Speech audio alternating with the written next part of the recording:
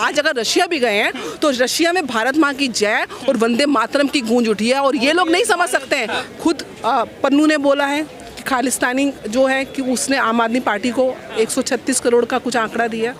Rapist को आप संरक्षण दे रहे हैं, राजनीतिक संरक्षण दे रहे हैं। उसके घर से चाइना के एम्बेडेड वेपन्स मिले गए। चाइना के वेपन्स एक बंगाली नेता के घर में कहाँ से आए? तो किस प्रकार से देश को बेवकूफ़ बनाया गया। देखिए, भोली वाली जनता भी हाथरस का भी आप कारण देखें। देश को विवेकशील तो होना पड़ेगा। आप राजनीतिक पार्टियां नहीं चुन रहे हैं, आप अपना भविष्य चुन रहे हैं, आप अपने बच्चों का भविष्य चुन रहे हैं, आप देश का भविष्य चुन रहे हैं। मुझे मोदी जी को या राहुल जी में कोई इंटरेस्ट नहीं है। मुझे एक मतदाता के रूप में देश में इंटरेस्ट है और देश का विकास कहाँ है उसमें इंटरेस्ट है। अगर वो विकास मुझे आप दे रहे हैं तो मैं आपके साथ हूँ, और अगर ये विनाश दे रहे हैं तो मैं आपका खंडन करूँगी। तो यहाँ पे जो विनाश, देश की विनाश की बात, क्योंकि आप कांग्रेस का इतिहास को समझिए। कांग्रेस का इतिहास अगर 1947 से हम प्रारंभ करते हैं तो देश को, राजतंत्र को, अपनी राजसत्ता को बचाने के लिए विभाजन किया धर्म के आधार पर। उसके बाद एक पर्टिकुलर धर्म को आपने उसको एक प्रकार से वोट बैंक और तुष्टीकरण के नाते, चाहे वक्फ बोर्ड की प्रॉपर्टी हो, चाहे पर्सनल लॉ देना हो, मुस्लिम पर्सनल लॉ देना हो। आज शाहबानो केस का सुप्रीम कोर्ट का एक ऐतिहासिक फैसला आज भी आया है कि जो मुस्लिम महिलाओं को जो भत्ता मिलना चाहिए तलाक के बाद वो दिलवा रहे हैं। तो और उस समय किस प्रकार से राजीव गांधी ने पूरा, क्योंकि वो मेजॉरिटी में तो पूरा का पूरा सुप्रीम कोर्ट का फैसला बदल दिया कि आप केवल एक पर्टिकुलर वोट के तुष्टीकरण और देश को कैसे अलगाववाद में पूर्ण रूप से, चाहे रक्षा तंत्र हो, रक्षा तंत्र में परचेजेस, देखिए 2 लॉबी हैं विश्व के अंदर, एक फार्मा लॉबी, एक आम लॉबी। उसको ये लोग संरक्षण देते रहते हैं, उनको ये लोग संरक्षण देते रहे और वहाँ से ये अपना जो है अपना अर्थव्यवस्था को सुदृढ़ करते रहे।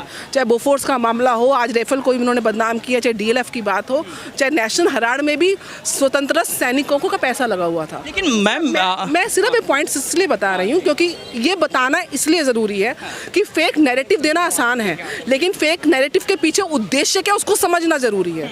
उद्देश्य देश का विकास नहीं है, उद्देश्य अपना राजनीतिकरण और अपनी सत्ता को काबिज रखना, देश को, लोकतंत्र को काबिज रखना नहीं है। आज अगर आप आए हो, आप लीडर ऑफ ऑपोजिशन हो, तो आपका क्या दायित्व था कि अगर नीट की परीक्षा की बात संसद में हो रही थी तो उसको संवेदनशील मुद्दा था, इसको आप उस पर डिस्कशन करते। देखिए, सॉल्यूशन, समस्या का समाधान संवाद और समन्वय से हल होगा। आप विरोधाभास रखें लेकिन आप विरुद्ध ना खड़े हो जाएं। मोदी और देश के अहित में इतना खड़े ना हो जाएं कि अगर आपको मंच मिला है तो आप उसमें चाहे वेल में कूदना हो, चाहे शोर मचाना हो, उसकी जगह अगर आप एक कंस्ट्रक्टिव अप्रोच के साथ बात करें, भड़काने का काम कर रहे हैं। आज अगर सुप्रीम कोर्ट संज्ञान ले रही है नीट की परीक्षा का, तो 18 जुलाई की जो डेट दी गई है, तो क्योंकि 38 पिटिशनर्स थे जिन्होंने रिप्लाई नहीं दिया है, तो आपका रिप्लाई सुन के ही तो वो आपके दोनों पक्षों को सुन के ही तो एक जस्टिस आएगा ना सामने। तो justice will take its own law course. ये जननायक बनाने की कोशिश हो रही है।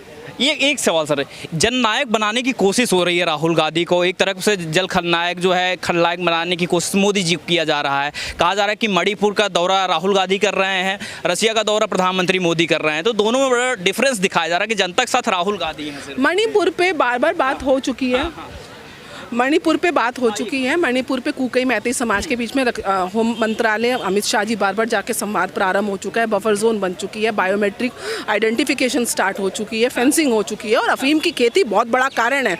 वही तो वहाँ से तो इनको रोटियाँ सेकनी है चाइना, और इनको तो कैसे ड्रग्स का व्यापार कैसे करेंगे? चाहे इधर मणिपुर को बर्बाद करना हो, चाहे उधर से पंजाब को बर्बाद करना हो, दोनों ही बॉर्डर्स को इन लोगों ने बर्बाद किया। किससे? ड्रग्स के साथ और इस तरीके की मानसिकता के साथ, ताकि आपस में लड़ाई करवाएं। जब जब आते हैं वहां पे एजिटेशंस बढ़ जाती हैं।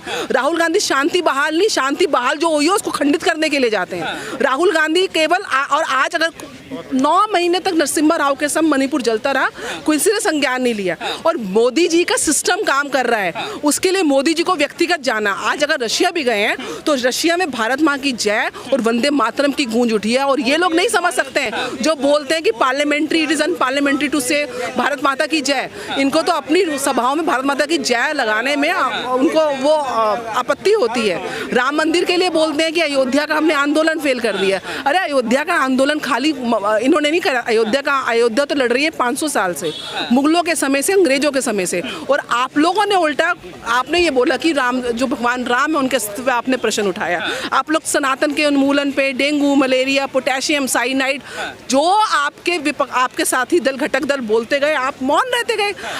मैं आपको बताऊं सर, इनको मोदी से नहीं लड़ना, इनको एनडीए से नहीं लड़ना। इनको ये भारत की जो एकता है ना, ये जो अखंडता है, ये हिंदुत्व है, ये जो सनातन है, इससे लड़ना है। उसके लिए सारा चाल चल रहा है, क्योंकि बांटेंगे नहीं तो खाएंगे कैसे। हैं कि यूपी में 10 सीटों पर उपचुनाव होने वाले हैं, उससे पहले राहुल गांधी का कॉन्फिडेंस बड़ा हाई हो रखा है, क्योंकि हर जगह जो है जिक्र कर रहे हैं अयोध्या हार को लेकर। तो क्या कह रही हैं कि 10 सीटों का परिणाम क्या होने वाला है इस बार?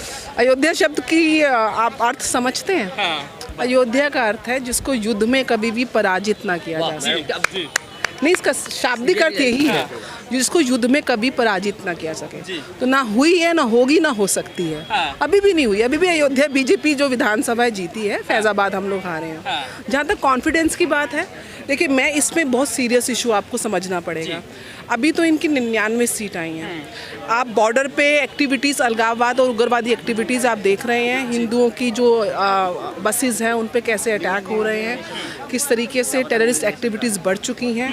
बंगाल में सरेआम महिलाओं के साथ शोषण हो रहा है। पूरा तालिबानी मानसिकता चल रही है, उग्रवादी मानसिकता चल रही है। तो ये जैसे जैसे कहीं ना कहीं विपक्ष मजबूत हुआ है, क्योंकि ये चीज़ तो देश की जनता को विवेक से सोचनी पड़ेगी।